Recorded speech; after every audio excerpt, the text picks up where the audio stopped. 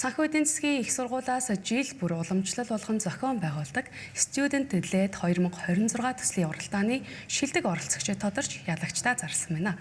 Тус уралдаанд тогтвортой хөгжлийн зорилгыг хэрэгжүүлэхэд чиглэсэн шилдэг 3 төсөл шалгарч нийтдээ 10 сая төгрөгийн мөнгөн шагналыг хүргэсэн байна.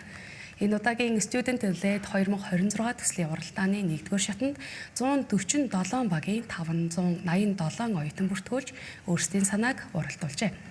Харин 2-р шатанд бодит үр дүнбүхий 10 төсөлд тунарж үлдснээр мэргэжлийн менторшип хөтөлбөрт амжилттай хамрагдсан байна. Уг шатанд санхүү эдийн засгийн их сургууль, Монгол Улсын их сургууль, шинжлэх ухаан технологийн их сургууль, Монгол Германы хамтарсан ашигт малтмал технологийн их сургууль, мөн ач анагаах ухааны их сургуулийн багууд өрсөлдөжээ. Харин нийлбэр дүнгээр Монгол Улсын их сургуулийн Nano Z багийн Nano Bio EcoSpray төсөл тэргүүн байраар эзлэж шилдгээр шалгарсан байна.